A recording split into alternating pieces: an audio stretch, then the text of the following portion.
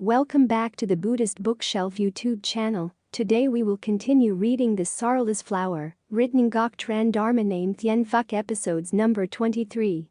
308. Characteristics of Bodhisattvas. Bodhisattvas always have three main characteristics. First, bodhisattvas who hope to be reborn to help sentient beings must retain the seed of existence. According to the Vietnamese Sastra, a Bodhisattva retains the obstacle of defilement to sustain his vow to be reborn into the samsara world. However, he is reborn, fully mindful and conscious of whatever place where he chooses to be reborn. In fact, he is not contaminated by the defilements, owing to the fact that he has stayed with the view of pratityasamutpada for a long time. There is the guarding of defilements. Second, a bodhisattva always has the four immeasurable minds known as maitri, karuna, mudita and upekkha, which are not to be viewed in discreteness or in isolation. Maitri is the center of the others, and the remaining three are its correlation. Maitri is the basis of karuna. It stands for love, respect and care for all lives. It is concreteness of loving kindness based on the feeling that just as our life is precious to us, so also is the life of others. Mudita is altruistic sympathetic joy. It is happiness in the happiness of all. It is a consequence of karuna. Upekkha is the prerequisite of karuna. It stands for compassion to all beings. It also means equanimity of mind apart from partiality. Third, on the bodhisattva's path, with the development of bodhicitta, bodhisattvas always practice the paramitas. In other words, the path from sentient beings to bodhisattvas and the realization of complete fulfillment of enlightenment. Bodhisattvas must always try to practice all the paramitas. Besides, bodhisattvas have 10 other basic characteristics. First, a bodhisattva does not attest anything in whatever world he may enter, for he knows, prajna, that all things are like reflected images. Second, a bodhisattva are not defiled in whatever path he may walk, for he knows that all is a transformation. Third, he feels no fatigue whatever in his endeavor to mature all beings, for he knows that there is nothing to be designated as an ego soul. Fourth, he is never tired of receiving all beings, for he is essentially love and compassion. Fifth, he has not fear in going through all kalpas, for he understands, adhimukta, that birth and death and all the skandhas are like a vision. Sixth, he does not destroy any path of existence, for he knows that all the datas and ayatanas are the dharmadhatu. Seventh, he has no perverted view of the paths, for he knows that all thoughts are like a mirage. Eighth, he is not defiled even when he is in the realm of evil beings, for he knows that all bodies are mere appearances. Ninth, he is never enticed by any of the evil passions, for he has become a perfect master over things revealed. 10th, he goes anywhere with perfect freedom, for he had full control over all appearances. Finally, bodhisattvas still have other characteristics. First, bodhisattvas keeping the seed of existence as a course for bodhisattvas' future compassionate activities. They must retain the seed of existence, all hope to be reborn in the samsara to help people in this world.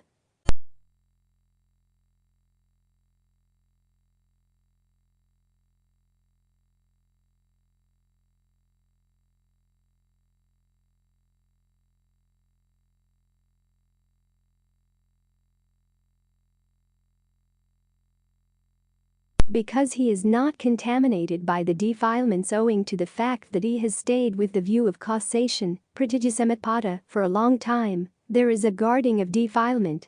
Second, bodhisattvas always cultivate the four immeasurables. These four characteristics cannot be viewed in discreteness or in isolation. Among them, compassionate is the most essential, for karuna or compassionate is the basis of maitri or loving kindness, which stands for love, respect and care for all living beings. Third, bodhisattvas have irreversible qualities. A bodhisattva seeks after the enlightenment in Mahayana way and no other. For with the great vehicle, practitioners need a heart full of faith, because the Buddha Dharma is as vast as the sea, and can be entered only by means of faith. Faith is the mother of all merit and virtue of a bodhisattva's cultivation. Therefore, belief in the great Dharma is one of the characteristics of Mahasattvas. Great bodhisattvas believe in all the great Dharma. 4th, bodhisattvas have irreversibility of thought. Bodhisattvas are ever mindful in their practice of the bodhisattva way, in the practice of the 6 perfections and thousands of conducts. 5th, bodhisattvas always have irreversibility of practice. Bodhisattvas only go forward, they do not retreat. They also should be known by the attributes, tokens and signs of a bodhisattva who is irreversible from full enlightenment. 6th, bodhisattvas always have irreversibility of Dharma wheel. Bodhisattvas turn the wheel of Dharma to teach and convert living beings. Therefore, once there exist bodhisattvas, the Dharma wheel forever turns in the samsara. 7th, bodhisattvas always nurture deep and great roots of goodness. For many lives and throughout many kalpas, they have set down and nurtured roots of goodness which are extremely deep. Good roots are called roots of virtue, and they are the basis of the way of virtue. They have sent down the roots of the virtuous nature, the roots which are limitless and boundless. 8th, bodhisattvas always possess great wisdom. The wisdom came as a result of having brought forth the great bodhi heart. Bringing forth the great bodhi heart, the resolve to take across all living beings, and they are not attached to the mark of having made them crossed over. 9th, bodhisattvas always understand the great principle of Buddha nature in all living beings. All living beings basically have Buddha nature and can become Buddha. This is the great principle of the identity of all beings in principle with the Buddha. In principle, every one of us is a Buddha. The conducts of Bodhisattva never disparaging is one typical example. His particular merit is that he respects everyone. He spends his life wandering round the earth, approaching all kinds of people, whether he knew them or not, to bow to them. He always says, "I would never dare disparage you, because you are all certain to attain Buddhahood." He never feels bad when people abuse or insult him because of his statement.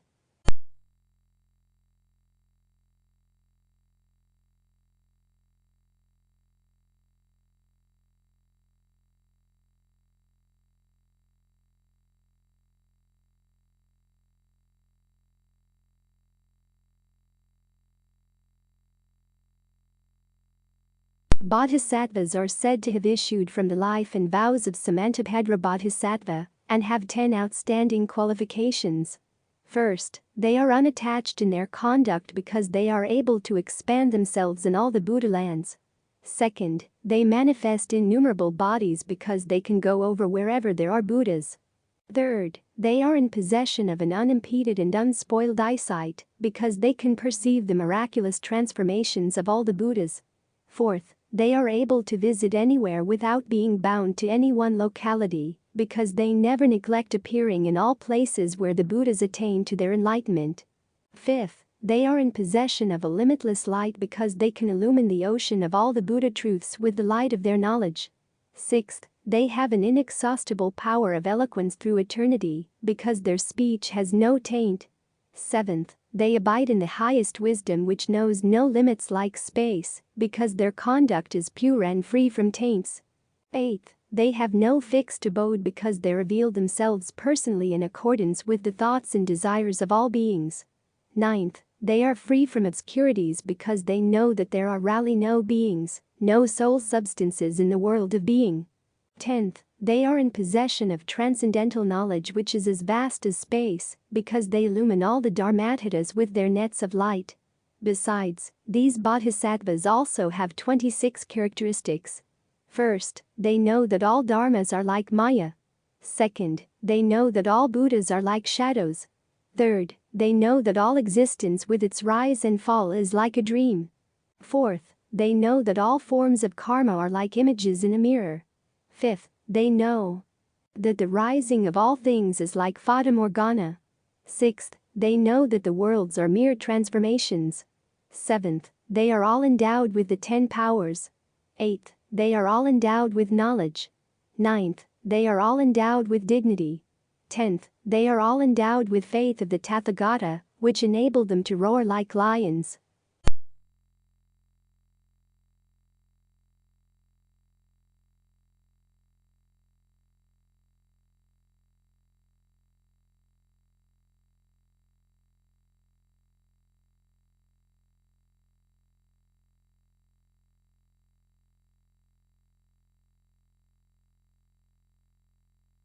15th, their strength and energy will crush the army of Mara.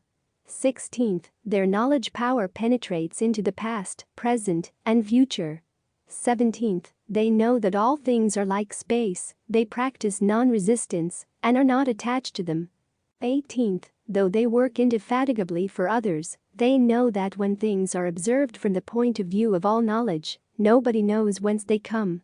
19th, though they recognize an objective world, they know that its existence is something unobtainable. 20th, they enter into all the worlds by means of incorruptible knowledge. 21st, they are born in all the worlds, take all forms. 22nd, in all the worlds they reveal themselves with the utmost freedom. 23rd, they transform a small area into an extended tract of land, and the latter again into a small area. 24th, all the Buddhas are revealed in one single moment of their thought. 25th, the powers of all the Buddhas are added onto them. 26th, they survey the entire universe in one glance and are not all confused, and they are able to visit all the worlds in one moment. 309. Cultivation of mindfulness of the body. According to the Kagadassati Sutta in the middle-length discourses of the Buddha, cultivation of mindfulness of the body means when walking, a person understands that he is walking; when standing, he understands that he is standing; when sitting, he understands that he is sitting; when lying, he understands that he is lying. He understands accordingly however his body is disposed. As he abides thus diligent, ardent, and resolute, his memories and intentions based on the household life are abandoned. That is how a person develops mindfulness of the body. There are 10 merits of the cultivation of the mindfulness of the body. First, one becomes a conqueror of discontent and delight, and discontent does not conquer oneself, one abides overcoming discontent whenever it arises. Second, one becomes a conqueror of fear and dread, and fear and dread do not conquer oneself, one abides overcoming fear and dread whenever they arise. Third, one bears cold and heat, hunger and thirst, and contact with gadflies, mosquitoes, wind, the sun, and creeping things. One endures ill-spoken, unwelcome words, and arisen bodily feelings that are painful, racking, sharp, piercing, disagreeable, distressing, and menacing to life. Fourth, one obtains at will, without trouble or difficulty, the 4 jhanas that constitute the higher mind and provide a pleasant abiding here and now. Fifth, one wields the various kinds of supernormal power. Having been one, he becomes many; having been many, he becomes one; he appears and vanishes; he goes unhindered through a wall, through an enclosure, through a mountain as though through space; he dives in and out of the earth as though it were water; he walks on water without sinking as though it were earth, seated cross-legged.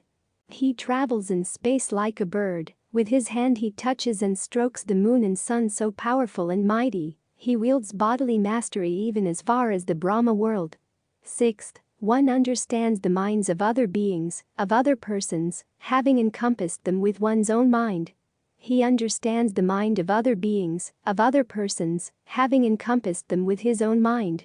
He understands a mind affected by lust is affected by lust and a mind unaffected by lust. He understands a mind affected by hate is affected by hate and a mind unaffected by hate is unaffected by hate. He understands a mind affected by delusion is affected by delusion and a mind unaffected by delusion is unaffected by delusion. He understands a contracted mind is contracted and a distracted mind is distracted mind. He understands an exalted mind is exalted and an unexalted mind is unexalted. He understands a surpassed mind is surpassed and an unsurpassed is unsurpassed. He understands a concentrated mind is concentrated and an unconcentrated mind is unconcentrated. He understands a liberated mind is liberated and an unliberated mind is unliberated. Seventh, one recollects one's manifold past lives, that is, 1 birth, 2 births, 100 births, 1,000 births, 100,000 births, many eons of world contraction, many eons of world expansion, many eons of world contraction and expansion. There I was so named, of such a clan, with such an appearance, such was my nutriment, such my experience of pleasure and pain. Such my life term, and passing away from there, I reappeared elsewhere, and there too I was so named, of such an appearance, such was my nutriment, such my experience of pleasure and pain, such my life term, and passing away from there, I reappeared here. Thus with their aspects and particulars one recollects one's manifold past lives. 8th, with the divine eye, which is purified and surpasses the human.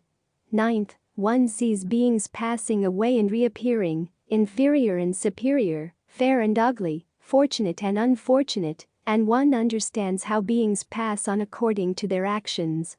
10th, by realizing for oneself with direct knowledge, one here and now enters upon and abides in the deliverance of mind and deliverance by wisdom that are taintless with the destruction of the taints. 310. 3 worlds. According to the Flower Adornment Sutra, there are 3 worlds in this Saha world. The first world is the world of proper enlightenment, in which the Buddha is the Dharma king, who is the ruler. This also includes the realms of Buddhas, Bodhisattvas, and worthy sages, who have already awakened to the ultimate truth. The second world is the world of utensils, which is the world of things, of utensils, such as mountains, rivers, houses, etc. The gods and dragons of the Eightfold Division are the rulers of this world. The world of countries on which people depend for existence. The third world is the world of living beings, coincides with the world of proper retribution, that is, our body. 311. The body, mouth, mind must be controlled. With the body, there are 3 things that need be brought into submission, or 3 commandments dealing with the body. First, not to kill or prohibiting taking of life. We do not free trapped animals, but, in contrast, we continue to kill and murder innocent creatures, such as fishing, hunting, etc. Second, not to steal or prohibiting. We do not give, donate, or make offerings, but, in contrast, we continue to be selfish, stingy, and stealing from others. Third, not to commit adultery or prohibiting committing adultery. We do not behave properly and honorably, but, in contrast, we continue to commit sexual misconduct or sexual promiscuity. With the mouth, there are 4 things that need be brought into submission, or 4 commandments dealing with the mouth. First, not to lie. We do not speak the truth, but, in contrast, we continue to lie and speak falsely. Second, not to exaggerate. We do not speak soothingly and comfortably, but, in contrast, we continue to speak wickedly and use a double tongue to cause other harm and disadvantages. Third, not to abuse. We do not speak kind and wholesome words, but, in contrast, we continue to speak wicked and unwholesome words, i.e., insulting or cursing others. Fourth, not to have ambiguous talk. We do not speak words that are in accordance with the Dharma, but, in contrast, we continue to speak ambiguous talks. With the mind, there are 3 things that need be brought into submission, or 3 commandments dealing with the mind. Not to be covetous. We do not know how to desire less and when is enough, but we continue to be greedy and covetous. Second, not to be malicious. We do not have peace and tolerance toward others, but, in contrast, we continue to be malicious and to have hatred. Third, not to be unbelief. We do not believe in the law of causes and effects, but in contrast, we continue to attach to our ignorance and refuse to be near good knowledgeable advisors in order to learn and cultivate the proper Dharma. However, discipline the mind in Buddhism is extremely important. Usually the word mind is understood for both heart and brain. However, in Buddhism, mind does not mean just the brain or the intellect. Mind also means consciousness, or the knowing faculty, that which knows an object, along with all of the mental and emotional feeling states associated with that knowing. Thus, cultivating the mind means practicing the 4 great efforts in the Buddha's teachings. We try to diminish the unwholesome mental states that have already arisen, and to prevent those that have not yet arisen from arising. At the same time, we make effort to strengthen those wholesome mental states that are already developed, and to cultivate and develop the wholesome states that have not yet arisen. Control of the self or of one's own mind is the key to happiness. It is the force behind all true achievement.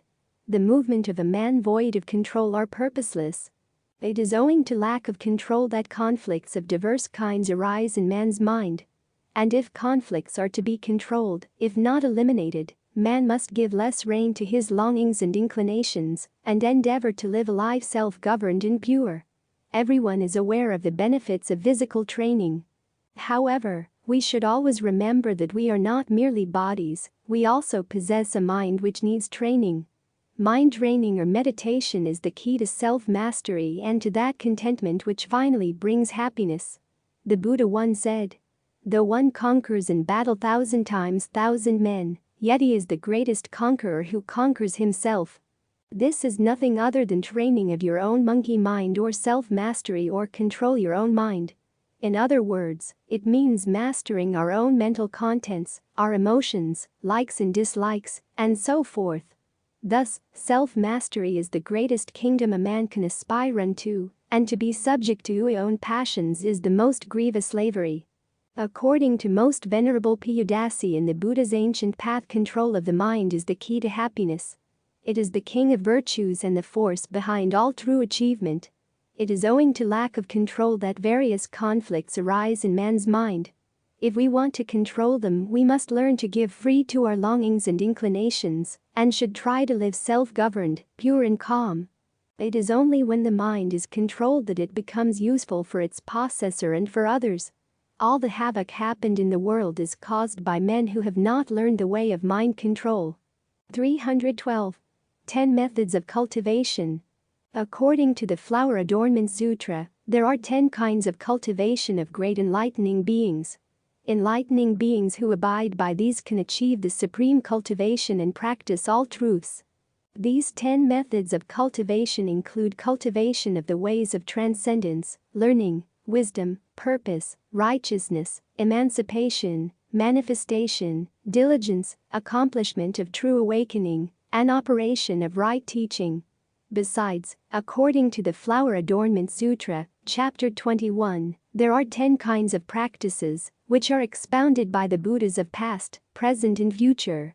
They are the practice of giving joy, beneficial practice, practice of non-opposition, practice of indomitability, practice of non-confusion, practice of good manifestation, practice of non-attachment, practice of that which is difficult to attain, practice of good teachings, and practice of truth.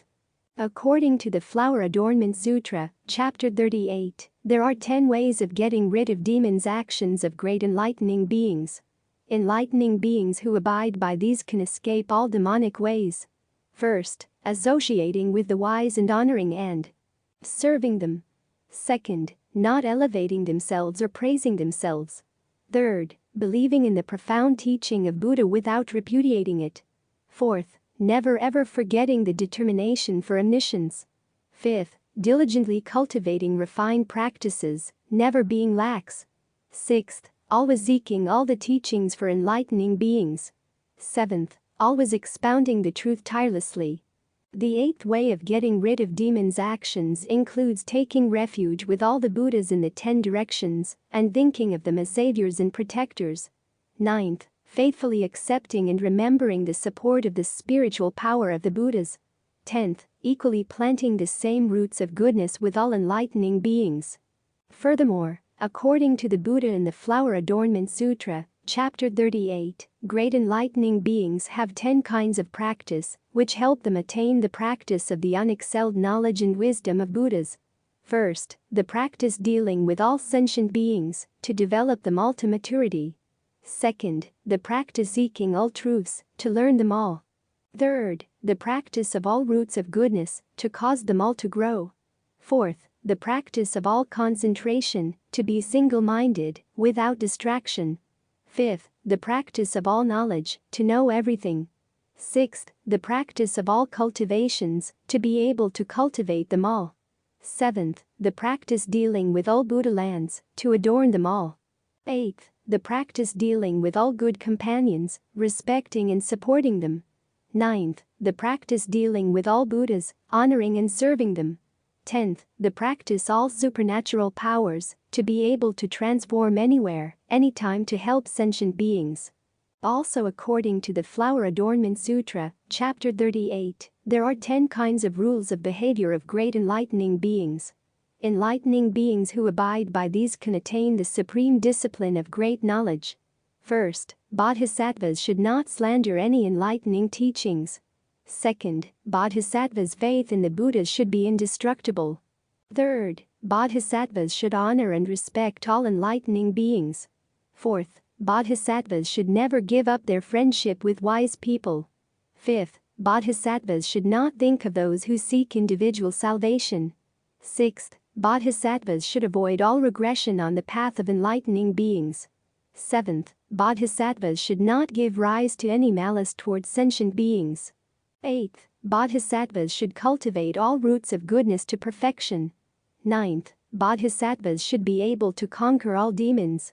10th, bodhisattvas should fulfill all the ways of transcendence.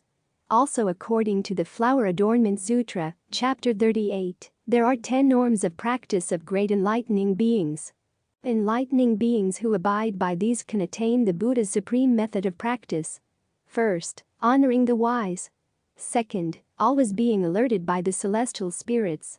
Third, always having shame and conscience before the Buddhas. The fourth norm of practice includes having pity for sentient beings and not abandoning birth and death. Fifth, carrying tasks through consummation without change of mind. The sixth norm of practice includes single-mindedly following the enlightening beings, aspiring to universal enlightenment, and diligently learning. The seventh norm of practice includes getting rid of wrong views and earnestly seeking the right path. Eighth, destroying demons and the actions of afflictions. The ninth norm of practice includes knowing the different faculties and temperaments of sentient beings and teaching them and enable them to live in the state of Buddhahood. The 10th norm of practice includes abiding in the infinitely vast cosmos of reality and removing the afflictions and purifying the body. 313. Dwelling places of Buddhists. According to the Buddhism, abiding means abiding in the truth, i.e., the acquirement by faith of a self believing in the Dharma and producing its fruits. This is the abiding place, one of the 10 stages, resting and developing places or abodes of the Bodhisattva, which is entered after the stage of belief has been passed. Abiding place also means abiding in the fruit, i.e., Sravakas and Pratika Buddhas who rest satisfied in their attainments and do not strive for Buddhahood. Sravakas who rest satisfied in their attainments and do not strive for Buddhahood. Pratika Buddhas who rest satisfied in their attainments and do not strive for Buddhahood. Arahants who rest satisfied in their arahanthood and do not strive for Buddhahood. There are only 2 migrations for rebirth, the upper and the lower realms. Truly speaking, sometimes we wonder ourselves that it is difficult for us to imagine that we might be going to the lower realms, or we are currently staying in the lower realms. We probably think that we more or less keep our precepts, perform most of our daily recitations, and have not committed any serious wrongdoings, such as killing or stealing. However, sometimes we are motivated by strong hostility and, as for the deed, we use the harshest words that will really hurt people, so we already created karmas for a lower realm. According to Buddhism, rebirth or not rebirth in lower realms is determined by karma powers, and not by the yellow robe one is wearing or the temple one is residing. Devout Buddhists should always remember that from unwholesome deeds arise all kinds of sufferings in lower realms, and from virtues arise all kinds of happiness in higher rebirths. We cannot be certain of where we will go in our future rebirths. But we can be certain of one thing, that we would not want to continue to create any more karmas for rebirths in lower realms. As a matter of fact, even rebirths in the human realm or the realm of gods are not excluded from sufferings. The human rebirth has the sufferings of birth, old age, sickness, and death. It has the suffering of being separated from the things one holds dear, meeting with unpleasantness, and not finding the things one wants. The demigods also have sufferings, for they do not have any opportunity to encounter and to cultivate the Buddha Dharma. In the end they will fall, so they have not transcended suffering. In short, as long as we are not free from samsara for good, we have not transcended the nature of suffering. Devout Buddhists do not want to say that we want to cultivate this life to set aside the merits for the next life, but if we do not want to fall into the lower realms, we have cultivate right now in this very life. We have gained the optimum human rebirth, and this is the most advantageous physical form to have for the practice of Dharma. We have met with the right conditions, we have met the Buddha's teachings, and so on, but if we do not take this opportunity to cultivate to liberate ourselves now, when shall we ever achieve it? According to Buddhist traditions, ordinary beings' dwelling places include the 4 abidings found in the 3 realms of mortality.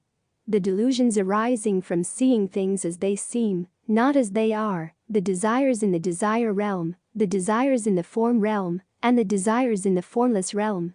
Besides, there are 5 fundamental conditions of the passions and delusions. These are the 5 states or conditions found in mortality, wherein are the delusions of misleading views and desires. These 5 states condition all error, and are the ground in which spring the roots of the countless passions and delusions of all mortal beings. First, delusions arising from seeing things as they seem, not as they really are. These are wrong views which are common to the Trilokya. Second, the desires in the desire realm. These are clingings or attachments in the desire realm. Third, the desires in the form realm. These are clingings or attachments in the form realm. Fourth, the desires, clinging or attachment, in the formless realm which is still mortal. Fifth, the state of ignorance. This is the state of unenlightenment or ignorance in the Trilokya, which is the root cause of all distressful delusion. The ground in which spring the roots of the countless passions and delusions of all mortal beings. According to the Sanjiti Sutta, there are 9 abodes of beings. First, beings different in body and different in perception such as human beings, samdevas and hells. Second, beings different in body and alike in perception such as new rebirth Brahma. Third, beings are alike in body and different in perception such as light sound heavens, Abhisvara. Fourth, beings alike in body and alike in perception such as heavens of pure dwelling. Fifth, the realm of unconscious beings such as heavens of no thought. Sixth, beings who have attained the sphere of infinite space. Seventh, beings who have attained to the sphere of infinite consciousness. Eighth, beings who have attained to the sphere of no thingness. Ninth, beings who have attained to the sphere of neither perception nor non-perception. According to the Bodhisattva Bhumi Sutra, there are 6 bodhisattva stages. The attainment of the Buddha's seed, the attainment of discernments and practices in the 10 necessary activities of a bodhisattva, the attainment of purity by attaining reality, the attainment of progress and riddance of incorrect thinking from the 2nd to the 7th stages of bodhisattva. Attainment of powers of correct decision and judgment in the 8 and 9 stages of bodhisattva, and attainment of the perfect bodhisattva stage in the 10 stages of bodhisattva, but not including the Buddha stage. According to the Sanjiti Sutta in the long discourses of the Buddha, there are 6 stable states. First, here a monk, on seeing an object with the eye, is neither pleased, sumano, nor displeased, damano, but remains equable, abhikako, mindful and clearly aware. Second, here a monk, on hearing a sound with the ear, is neither pleased nor displeased, but remains equable, mindful and clearly aware. Third, here a monk, on smelling a smell with the nose, is neither pleased nor displeased, but remains equable, mindful and clearly aware. Fourth, here a monk, on tasting a flavor with the tongue, is neither pleased nor displeased, but remains equable, mindful and clearly aware. Fifth, here a monk, on touching a tangible object with the body, is neither pleased nor displeased, but remains equable, mindful and clearly aware. Sixth, here a monk, on cognizing a mental object with the mind, is neither pleased nor displeased, but remains equable, mindful and clearly aware. A bodhisattva firmly fixed or abiding in certainty. After a bodhisattva has completed 3 great asamkhya kalpas, he has still 100 great kalpas to complete. This period is called abiding in fixity or firmness, divided into 6 kinds. First, certainty of being born in a good gati such as in the Deva realms or in the realms of human beings. Second, certainty of being born in a noble family. Third, certainty of being born with a good body. Fourth, certainty of being born as a man. Fifth, certainty of being born knowing the abiding places of his transmigrations. Sixth, certainty of being born knowing the abiding character of his good work. According to the Flower Adornment Sutra, Chapter 33, there are 10 kinds of abode of all Buddhas. First, all Buddhas abide in awareness of all realms of reality. Second, all Buddhas abide in compassion speech. Third, all Buddhas abide in the fundamental great vow. Fourth, all Buddhas abide in persistence in civilizing sentient beings. Fifth, all Buddhas abide in the principle of absence of selfhood. Sixth, all Buddhas abide in impartial salvation. Seventh, all Buddhas abide in recollection of truth. Eighth, all Buddhas abide in the unobstructed minds. Ninth, all Buddhas abide in the constantly rightly concentrated minds. 10th, all Buddhas abide in equal comprehension of all things without violating the character of ultimate reality. In the Surangama Sutra, Book 8, the Buddha reminded Ananda about the 10 grounds or the 10 stages, periods, in Bodhisattva wisdom. First, the purposive stage. The mind set upon Buddhahood or the mind that dwells of bringing forth the resolve. Ananda, these good people use honest expedients to bring forth those 10 minds of faith. When the essence of these minds becomes dazzling, and the 10 functions interconnect, then a single mind is perfectly accomplished. This is called the dwelling of bringing forth the resolve. Second, clear understanding and mental control are the dwelling of the ground of regulation. From within this mind light comes forth like pure crystal, which reveals pure gold inside. Treading upon the previous wonderful mind as a ground is called the dwelling of the ground of regulation. Third, unhampered liberty in every direction or dwelling of cultivation. When the mind ground connects with wisdom, both become bright and comprehensive. Traversing the 10 directions then without obstruction. This is called the dwelling of cultivation. Fourth, acquiring the Tathagata nature or seed or dwelling of noble birth. When their conduct is the same as the Buddha's and they take on the demeanor of a Buddha, then, like the intermediate skandha body searching for a father and mother, they penetrate the darkness with a hidden trust and enter the lineage of the thus come one. This is called the dwelling of noble birth. Fifth, perfect adaptability and resemblance in self-development and development of others, or dwelling with endowment with skill and means. Since they ride in the womb of the way and will themselves become enlightened heirs, their human features are in no way deficient. This is called the dwelling of endowment with skill and means. Sixth, the whole mind becoming Buddha-like or dwelling of the rectification of the mind. With a physical appearance like that of a Buddha and a mind that is the same as well, they are said to be dwelling in the rectification of the mind. Seventh, non-retrogression, or the perfect unity and constant progress or dwelling of irreversibility. United in body and mind, they easily grow and mature day by day. In this stage, bodhisattvas realize serenity of mind and also achieve unimpeded liberation. This is called the dwelling of irreversibility. Eighth, as a Buddha son now, or the stage of youth in Buddhahood or dwelling of pure youth. With the efficacious appearance of 10 bodies, which are simultaneously perfected, they are said to be at the dwelling of a pure youth. Ninth, as prince of the law or dwelling of a Dharma prince. Completely developed, they leave the womb and become sons of the Buddha. This is called the dwelling of a Dharma prince. 10th, baptism is the summit of attainment of the conception of Buddhahood or dwelling anointing the crown of the head. Reaching the fullness of adulthood, they are like the chosen prince to whom the great king of a country turns over the affairs of state. When this Kshatriya king's eldest is ceremoniously anointed on the crown of the head, he has reached what is called the dwelling of anointing the crown of the head. Besides, according to the Flower Adornment Sutra, Chapter 38, there are 10 kinds of abiding of great enlightening beings. Enlightening beings who abide by these can reach the Buddha's supreme abiding in omniscience. First, abiding in the will for enlightenment, never forgetting it. Second, abiding in the transcendent ways, not tiring for fostering enlightenment. Third, abiding in the teaching of truth, increasing wisdom. Fourth, abiding in dispassion, realizing great meditational concentration. Fifth, abiding in conformity to universal knowledge, austerity, contentment, moderation in food, clothing, and dwelling, getting rid of evil, and few desires mean few concerns. 6th, abiding in deep faith, bearing the true teaching. 7th, abiding in the company of the enlightened, to learn the conduct of Buddhas. 8th, abiding in generation of spiritual powers, to fulfill great knowledge. 9th, abiding in attainment of acceptance, fulfilling the forecast of enlightenment. 10th, abiding in the sight of enlightenment, fulfilling powers, fearlessness, and all aspects of Buddhahood. 314. Cultivation means changing the karma.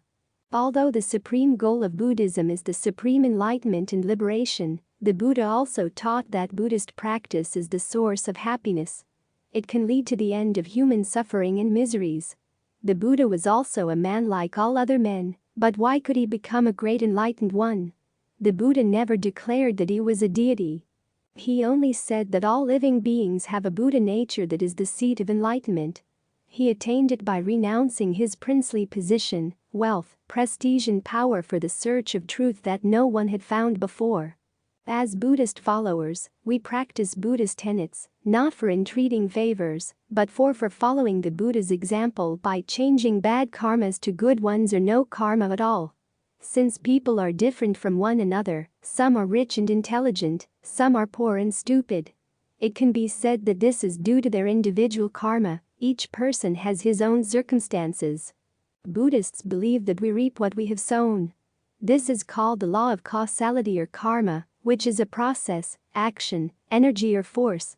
Karmas of deeds, words and thoughts all produce an effect, either happiness or miseries, wealth or poverty. Karma does not mean determinism because if everything is predetermined, then there would be no free will and no moral or spiritual advancement. Karma is not fixed, but can be changed. It cannot shut us in its surroundings indefinitely. On the contrary, we all have the ability and energy to change it. Our fate depends entirely on our deeds. In other words, we are the architects of our karma.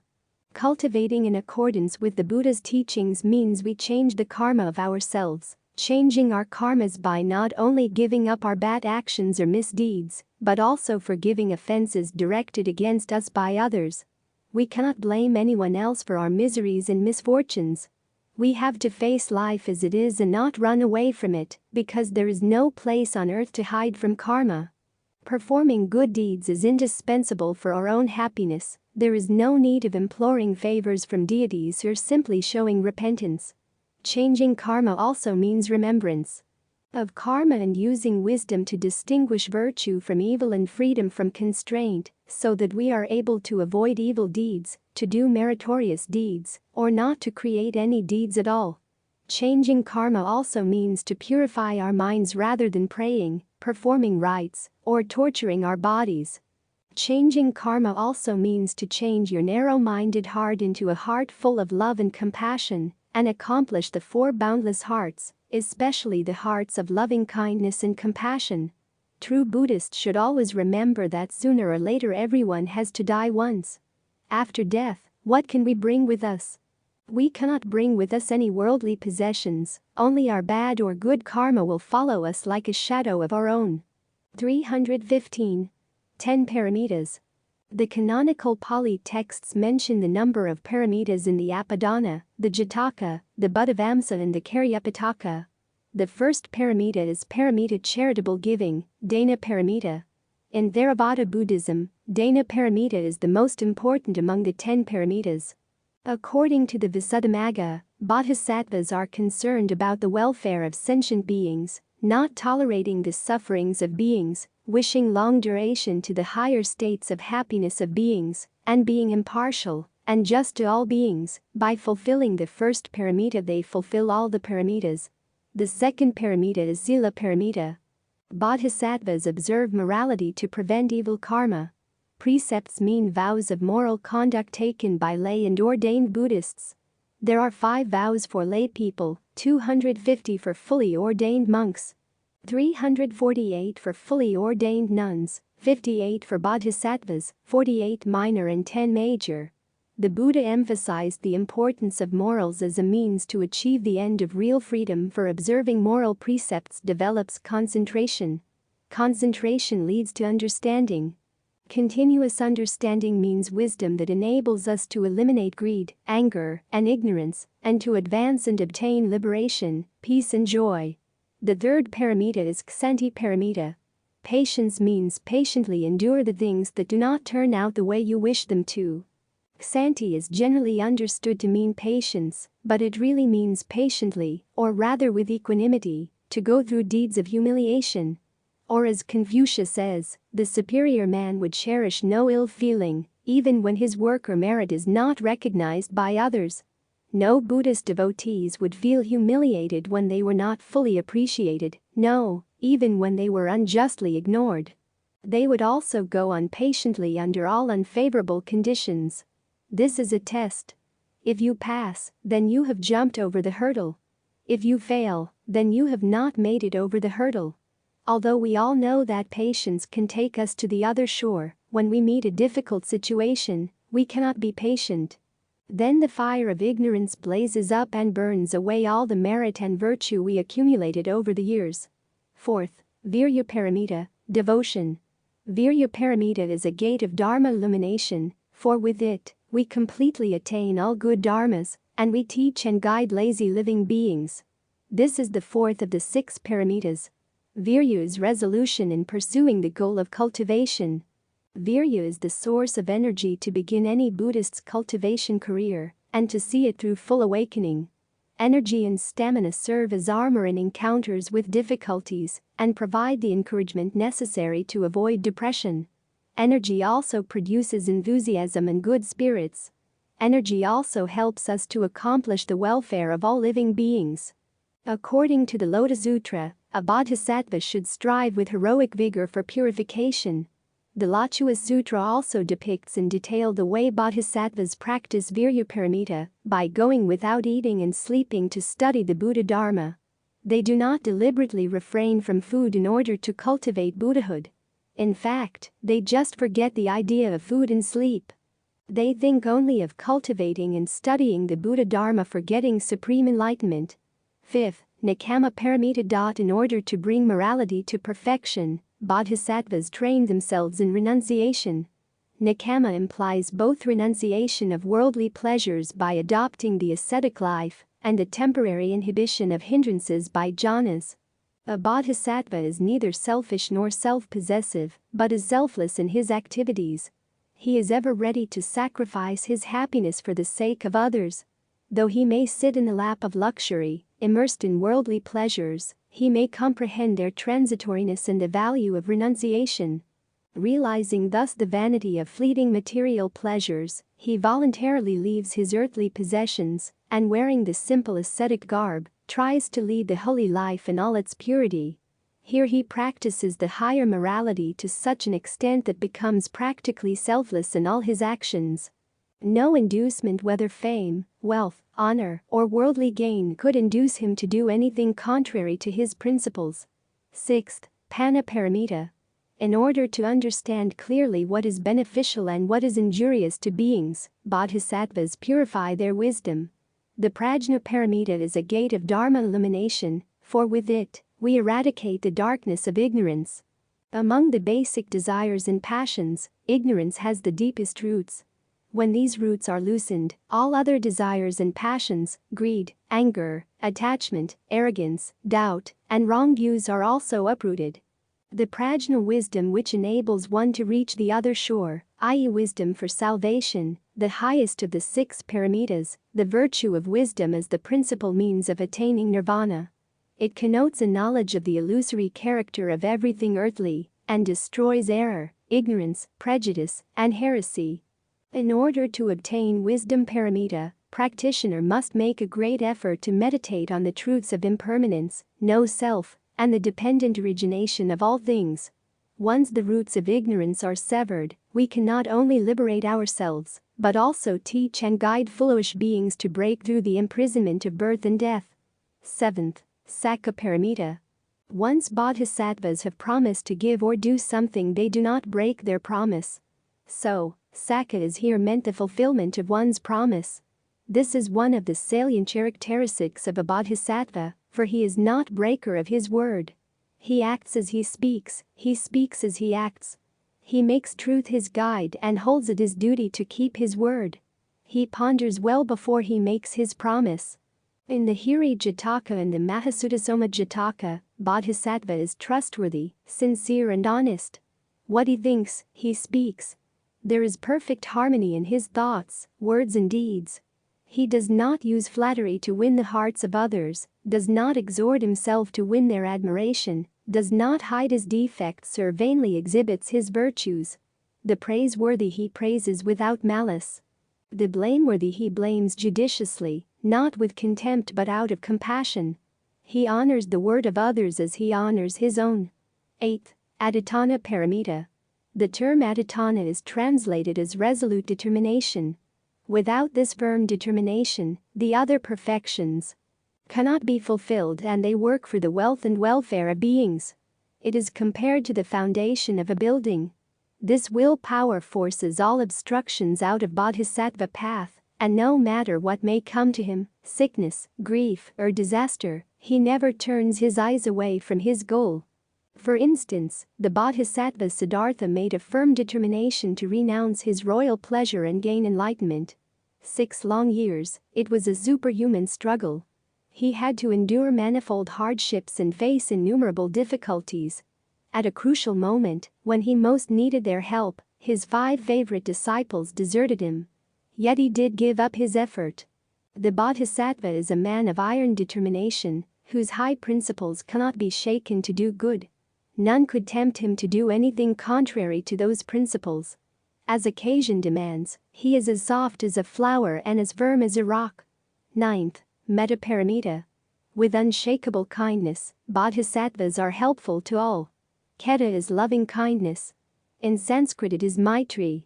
It is benevolent, goodwill or friendliness, wish for the happiness of all beings without exception.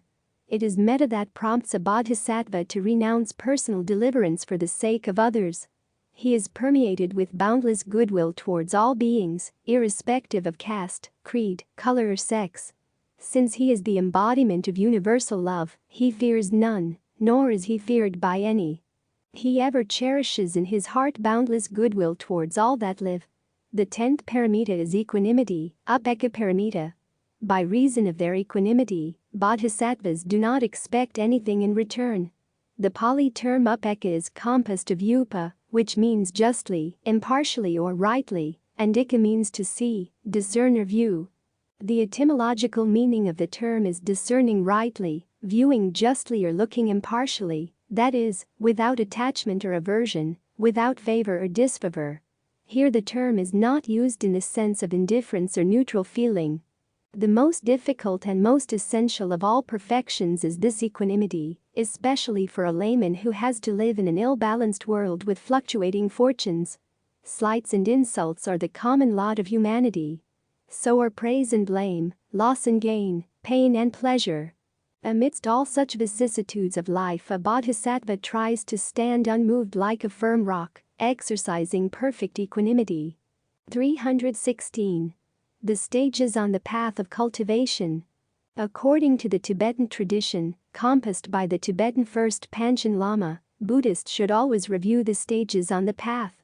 First, through the power of having made offerings and respectful requests to you holy venerable gurus, supreme field of merit, protectors and root of well-being and bliss, please bless me to come under your joyful care.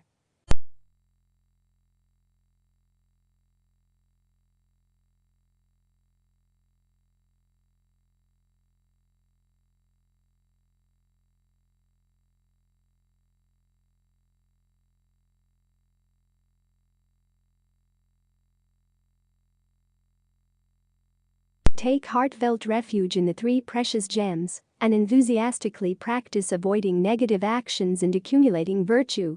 4th, please bless me to develop an intense longing for freedom from this great ocean of boundless vicious existence, violence tossed by waves of affliction and karma, infested by sea monsters of the 3 sufferings.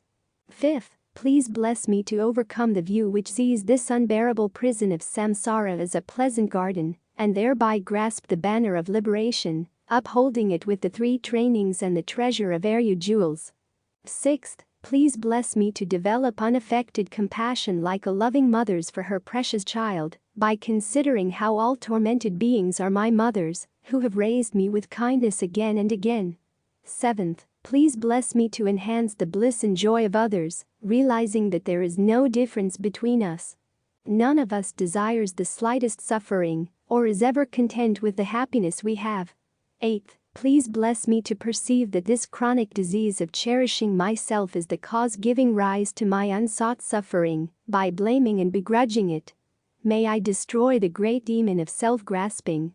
9th, please bless me to see that cherishing all mothers, wishing to place them in bliss, is the gateway to infinite virtues. May I cherish these beings dearer than my life, even should they rise up as my enemies. 10th, infantile beings work only for their own ends, while Buddhas work solely for the welfare of others. Please bless me to understand the faults of one and the advantages of the other, enabling me to equalize and exchange myself for others. 11th, please bless me to make my core practice the yoga of exchange of self for others. Since cherishing myself is the doorway to all torment while cherishing my mother's the foundation for all that is good. 12th, please bless me venerable compassionate gurus, so that all karmic debts, obstacles and sufferings of mother being ripen upon me now, without exception. And that I can give my happiness and virtue to other. And thereby invest all beings into the samsara. And thereby invest all beings in bliss. 13th, please let me to tack miserable conditions as a path by seeing them as causes to exhaust my negative karma. Since the world and its being are full of the fruits of our evil. And unwished for suffering. 14th, please bless me to transform whatever appearances may arise, good or bad, into a path ever enhancing the 2 bodhisattvas. Through the practice of the 5 forces, quintessence of the entire Dharma, and attune myself solely to bliss the mind. 15th, please bless me to adapt whatever befalls me to meditation by skillful means of the 4 applications, and render this perfect rebirth infinitely meaningful by putting into practice the advice and commitments of mind training. 16th, please bless me to master Bodhisattva through the superior intention to rescue all beings from the vast oceans of existence, based on love and compassion that comes from the visual technique of mounting, giving and taking on the breath. 17th, please bless me to eagerly endeavor to put into practice the 3 Mahayana moral codes, and restrain my mind stream with pure bodhisattva vows, the single path journeyed by all conquerors of the 3 times. 18th, please bless me to complete the perfection of generosity through the guideline teaching for enhancing the mind that gives without attachment, transforming my body, wealth and collection of virtue of the 3 times into objects desired by each sentient being. 19th, please bless me to complete the perfection of moral discipline by working for the sake of sentient beings, enacting virtuous deeds and not transgressing the bounds of the Pradimoksha, Bodhisattva and Tantric vows, even at the cost of my life. 20th, please bless me to complete the perfection of patience by not getting upset whenever any being of the 3 realms becomes angry at me, abuses, criticizes, threatens or even kills me. Instead, may I help them in response to their harm. 21st, please bless me to complete the perfection of perseverance by striving with compassion for supreme enlightenment, not getting discouraged, even if I must remain for an ocean of eons in the fiery hells of Avisi, for every sentient being. 22nd, please bless me to complete the perfection of concentration, abandoning the faults of dullness, agitation and distraction, through single-pointed concentration on the nature of phenomena, which is their emptiness of true existence. 23rd, please bless me to complete the perfection of wisdom through the space-like yoga absorbed on ultimate truth, joined with suppleness and great bliss, induced by the discriminating wisdom and analyzing suchness. 24th, please bless me to perfect samadhi on illusion by realizing how all inner and outer phenomena lack true existence, yet still appear like a mirage, a dream or the moon's image on a still lake. 25th, Samsara and nirvana lack even an atom of true existence, while cause and effect independent arising are unfailing. 26th, please bless me to realize the import of Nagarjuna's thought that these two are complementary and not contradictory. 27th, then please bless me to cross the deep ocean of Tantra, through your kindness my navigator, Vajradhara, and hold dearer than life my vows and words of honor, which are the roots of powerful attainments. Please bless me to cleanses all stain of grasping at ordinary appearance. Through the first stage yoga of transforming birth, death, and between. 28th, please bless me to cleanse all stains of grasping through the first stage yoga of transforming birth, death and between, into the three kayas of a Buddha, seeing whatever arises as the form of my yudam. 29th, please bless me to realize in this life the path uniting the clear light and illusory body, arising from placing your feet, my protector, in central channel at the very center of my eight-paddled heart. 30th, please bless me to reach a pure land, should the points of the path not be completed by either the forceful means of enlightenment, the Guru's mind transference, or by the advice on applying the five forces. 31st, from birth unremittently throughout my lives until I become your chief disciple, holding every secret of your body, speech and mind. My protector, please grant that all be auspicious. To be among your first circle disciples whenever you manifest Buddhahood. So many temporal and ultimate wishes, without exception, become effortless and spontaneously fulfilled. 32nd, having thus entreated, Supreme Guru, pray grant this request. Happily alight on the crown of my head so that you might bless me, and once again set your radiant feet firmly at the corolla of my lotus heart. 317. Diligent cultivation. In Buddhism, cultivation does not barely mean to shave one's head or to wear the yellow robe, nor does it mean outer practices of the body. Diligent cultivation does not only include meditation, correct sitting and controlling the breath, or that we must not be lazy, letting days and months slip by neglectfully. We should also know how to feel satisfied with few possessions and eventually cease looking for joy in desires and passions completely.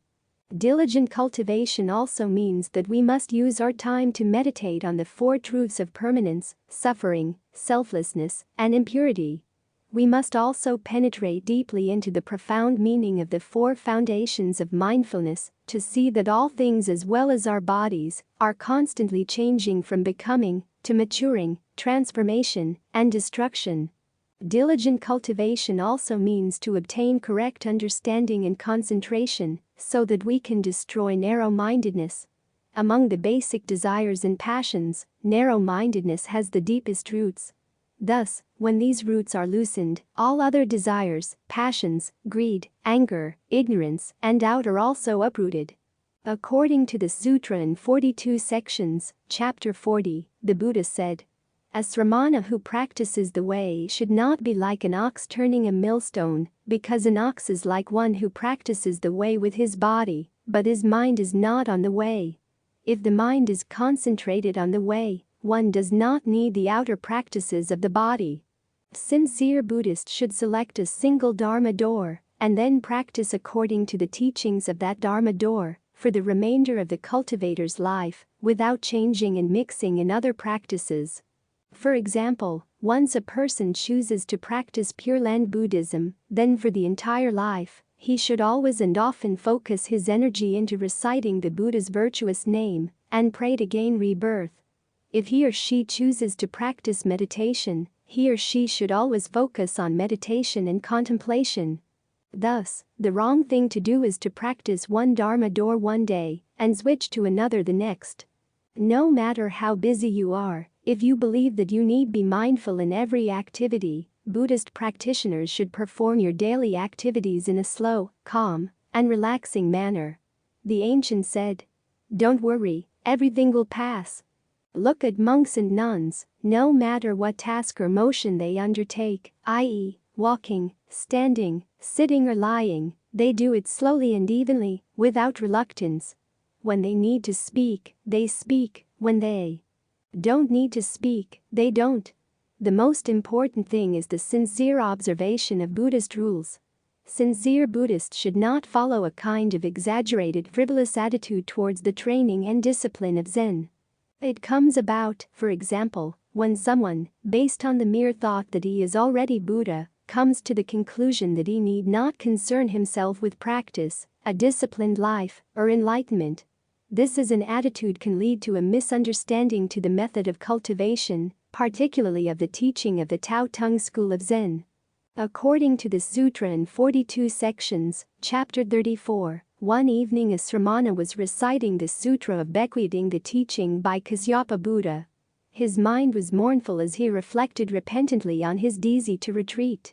The Buddha asked him, "When you were a householder in the past, what did you do?" He replied, "I was fond of playing the lute." The Buddha said, "What happened when the strings were slack?" He replied, "They did not sound good." The Buddha then asked, "What happened when the strings were taut?" He replied, "The sounds were brief." The Buddha then asked again, "What happened when they were tuned between slack and taut?" He replied, "The sounds carried." The Buddha said, "It is the same with the Sramana who studies the way. If his mind is harmonious, he can achieve the way. If he is impetuous about the way, this impetuousness will tire out his body, and if his body is tired, his mind will give rise to afflictions. If his mind produces afflictions, then he will retreat from his practice. If he retreats from his practice, it will certainly increase his offenses. You need only be pure, peaceful, and happy, and you will not lose the way." Remember, our mind is easy to set great effort, but is also easily prone to retrogression. Once hearing the Dharma and advice, we bravely advance with our great efforts, but when we encounter obstacles, we not only grow lax and lazy retrogression, but also change our direction, and sometimes fall into heterodox ways. Sincere Buddhists should always have diligent cultivation and 80 away from this thinking in the first year of cultivation. The Buddha stands right before our eyes. The second year he has already returned to the West. Third year if someone inquires about the Buddha or request recitations, payment is required before a few words are spoken or a few verses recited. People who cultivate should not be rushed, thinking that we can cultivate today and become enlightened tomorrow. It is not that easy. We must train and cultivate every day. As long as we do not retreat, do not worry too much about progress we are making. If each day we have less and less random thoughts, less and less lust, anger and ignorance, then we are making progress. We cultivate to eliminate our bad habits and faults, cast out our defiled thoughts, and reveal our wisdom. The wisdom that each one of us once possessed, but it has been covered up by ignorance. Cultivation is not a one-day affair. We should cultivate in thought after thought, from morning to night, month after month, and year after year with unchanging perseverance. And above all, we should cultivate sincerely every day. As we practice, we should remain calm whether we encounter demonic obstacles, adverse situations, or even favorable situations. We should maintain our vigor in both adversity and favorable situations, and we should think that all things seem to be proclaiming the wonderful Dharma to us. Sincere cultivators should always remember that we are trying to reach the transcendental Dharma within worldly affairs. Thus, nothing will confuse us. No situations will obstruct us. The reasons why we have been backsliding instead of advancing. When we encounter good conditions, we hesitate and feel unsure ourselves. When meeting evil conditions, we follow right along. Thus, we continue to linger on birth and death, and rebirth. We are born muddled, died confused, and do not know what we are doing, cannot figure out what life is all about. According to Zen Master Thich Nhat Hanh, in the explanation of the Sutra on the 8 realizations of the great beings, diligence paramita is one of the most important subjects of meditation in Buddhism. Diligent practice destroys laziness. After we cease looking for joy in desires and passions and know how to feel satisfied with few possessions, we must not be lazy, letting days and months slip by neglectfully. Great patience and diligence are needed. We must whatever time we have to meditate on the 4 truths of impermanence, suffering, selflessness, and impurity. We must penetrate deeply into the profound meaning of the four foundations of mindfulness, practicing, studying, and meditating on the postures and cycles of becoming, maturing, transformation, and destruction of our bodies, as well as our feelings, sensations, mental formations, and consciousness. We should read sutras and other writings which explain cultivation and meditation, correct sitting and controlling the breath, such as the Satipatthana Sutta and the Mahaprajna Paramita Heart Sutra. We have to follow the teachings of these sutras and practice them in an intelligent way, choosing the methods which best apply to our own situation. As necessary, we can modify the method suggested in order to accommodate our own needs. Our energy must also be regulated until all the basic desires and passions, greed, anger, narrow-mindedness, arrogance, doubt, and preconceived ideas, are uprooted. At this time we will know that our bodies and minds are liberated from the imprisonment of birth and death, the 5 skandhas, and the 3 worlds. According to the Flower Adornment Sutra, Chapter 38, there are 10 kinds of diligent practices of great enlightening beings. Enlightening beings who abide by these can attain the supreme practice of great knowledge and wisdom of Buddhas. First, diligent practice of giving, relinquishing all without seeking reward. Second, diligent practice of self-control, practicing austerities, having few desires, and being content. Third, diligent practice of forbearance, detaching from notions of self and other, tolerating all evils without anger or malice. Fourth, diligent practice of vigor, their thoughts, words and deeds never confused, not regressing in what they do, reaching the ultimate end. Fifth, diligent practice of meditation, liberations, and concentrations, discovering spiritual powers, leaving behind all desires, afflictions, and contention. Sixth, diligent practice of wisdom, tirelessly cultivating and accumulating virtues. Seventh, diligent practice of great benevolence, knowing that all sentient beings have no nature of their own. Eighth, diligent practice of great compassion, knowing that all things are empty, accepting suffering in place of all sentient beings without wearying. Ninth, diligent practice to awaken the 10 powers of enlightenment, realizing them without obstruction, manifesting them for sentient beings. 10th, diligent practice of the non-receding wheel of teaching, proceeding to reach all sentient beings. In summary, a straight mirror image requires a straight object. If you want to reap the Buddhahood, you must sow the Buddha seed. A mirror reflects beauty and ugliness as they are. The Buddha's teachings prevail forever, knowing that requital spans 3 generations. Obviously, good deeds cause good results, evil deeds causes evil results. The wise know that it is the object before the mirror that should be changed, while the dull and ignorant waste time and effort hating and resenting the image in the mirror. Encountering good or adverse circumstances, devoted Buddhists should always be peaceful, not resent the heaven nor hate the earth. In the contrary, sincere Buddhists should strive their best to cultivate until they attain the Buddhahood. 318. Purification of negative karmas. According to the Tantric traditions, there are 4 ways to purify negative karma. First, regret our destructive actions. With wisdom, we recognize and admit our errors. Regret is different from guilt, for the latter immobilizes us emotionally and is based on misconception. Regret, on the other hand, comes from an honest assessment of our actions and enables us to learn from our mistakes. Second, take refuge and generate the altruistic intention. When we have acted destructively in relation to either holy beings or ordinary beings, by taking refuge in the 3 jewels, we restore our relationship with the holy beings, and by generating love, compassion and altruism, we restore our relationship with ordinary beings. Third, determine not to do those negative actions in the future. The stronger our determination, the easier it will be to avoid habitually acting destructively. Fourth, engage in a remedial practice. In general, this could be any virtuous action, i.e., helping those in need, offering service to our Sangha community, listening or reflecting or meditating on Dharma, bowing or making offerings to the 3 jewels, printing Dharma books, etc. 319. Rejection of means of life or rejection of pleasures. Most of us want to do good deeds, however, we are always contradictory ourselves between pleasure and cultivation.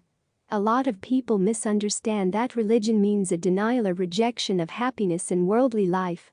In saying so, instead of being a method for transcending our limitations, religion itself is viewed as one of the heaviest forms of suppression. It's just another form of superstition to be rid of if we really want to be free. The worst thing is that nowadays, many societies have been using religion as a means of political oppression and control. They believe that the happiness we have here, in this world, is only a temporary, so they try to aim at a so-called almighty creator to provide them with a so-called eternal happiness. They deny themselves the everyday pleasures of life. They cannot enjoy a meal with all kinds of food, even with vegetarian food. Instead of accepting and enjoying such an experience for what it is, they tie themselves up in a knot of guilt while so many people in the world are starving and miserable. How dare I indulge myself in this way of life? This kind of attitude is just mistaken as the attitude of those who try to cling to worldly pleasures. In fact, this is just another form of grasping. Sincere Buddhists should always remember that we deny to indulge in worldly pleasures so that we can eliminate clinging to make it easy for our cultivation. We will never reject means of life so we can continue to live to cultivate. A Buddhist still eats every day, but never lives. A Buddhist still sleeps but is not eager to sleep round the clock as a pig. A Buddhist still converse in daily life, but not talk in one way and act in another way. In short, sincere Buddhists never reject any means of life, but refuse to indulge in or to cling to the worldly pleasures because they are only causes of sufferings and afflictions. 320. Beginninglessness, endlessness. According to the Buddhist point of view, some people wonder, how does this process start? Was there a beginning to our universe and the beings in it? To watch the rise and fall of objects, we must first decide from which angle to view them. Only then can we make sure when an event actually started, for how long it abides, and when it terminates. A being, for example, taken as a being began when it was born, stops when it dies, and abides in between. However, no one among us has that kind of good luck to observe our universe from the time when it was born, when it destroys, and the period of time of its life. So, from a Buddhist point of view, it's senseless to search for the beginning of our existence and the start of our disturbing attitudes. The Buddha was extremely practical, stressing that we deal with the present situation and try to remedy it. Getting lost in useless speculation prevents us from focusing on the present and improving it. For example, a person wounded by a bullet, but before he would accept medical attention, he insists on knowing who shot the bullet, who manufactured it, and when it was made, etc.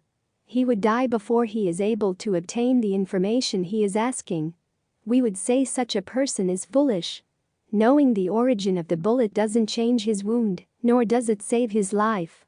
He would have been wiser to deal with his present situation, get medical attention and recover. Similarly, it's better to examine our present difficulties and their causes and disturbing attitudes, and remedy them, rather than to get lost in speculation about a non-existent beginning. The Buddha didn't discuss the origin of the universe, because knowing that doesn't help us solve our problems or improve the quality of our lives. Instead, he explained how our minds cause our experience through motivating us to act or to create karma. Understanding this enables us to gain control over and purify this process. The physical evolution of our universe is a matter for scientific research. Science examines the continuity of physical material in our universe, how cause and effect operate physically to produce the various things in our universe. Matter in our universe has a cause, a previous moment of matter or energy. It would be difficult to prove there was a time when neither matter nor energy existed. If there once was nothing, then out of what did matter arise? How could things be produced without causes? Our present universe is a transformation of the physical energy that existed previously. Our mind isn't made of physical material, and therefore its causes aren't material. Our mind arises from the previous moment of mind in its continuity. We can trace our consciousness back moment by moment to childhood. Our mind has changed since then, but our present mind is related and caused by our mind when we were younger. In this way, the existence of our mind stream can be traced back to the time of conception. The consciousness that entered the fertilized egg in our mother's womb must also have had a cause. From a Buddhist perspective, this is a previous moment of mind, i.e., our consciousness of a previous life. This continuity of mind goes back indefinitely. There was no beginning. Just as the mathematical number line has no beginning, one more can always be added, neither has the continuity or our consciousness. Our disturbing attitudes, which include ignorance, also arise from causes. The previous moments of disturbing attitudes, their continuity goes back infinitely. If there were a first moment of disturbing attitudes, then we should be able to point out what caused it. If it were initially pure and later became ignorant, where did ignorance come from? It's impossible for pure beings who perceive reality to later become ignorant. If someone becomes ignorant, he or she wasn't completely pure before. In addition, no other being can make us ignorant. No one can put ignorance into our mind streams the way water is poured into a cup. The temporal or functional teaching applied the term to nominal or absolute, being considered as infinite, while the real or reliable teaching applied the term to the phenomenal, being considered as infinite. We, Buddhists, believe in the theories of cause and effect and rebirth, so when say that there must be a previous life, then, there had been another previous life, another previous life, and another previous life, and so on. In other words, rebirth is beginningless. Similarly, when say that there must be a future life, then, there will be another future life, another future life, and another future life, and so on. That is to say, rebirth is endless. If we believe that our present mental experiences come in a continuum or succession of mental states and includes memories of our past experiences in this life, and persuading ourselves that it is inconceivable it could ever have been otherwise because what is non-mind cannot be made a so-called mind in a certain being. That means the so-called mind in a certain being had flew, is flowing, and will flow forever without beginning or ending. 321. Bodhisattvas and ordinary people. The key word which occurs on almost each page of the Mahayana writings is the word bodhisattva. What then is the first of all a bodhisattva?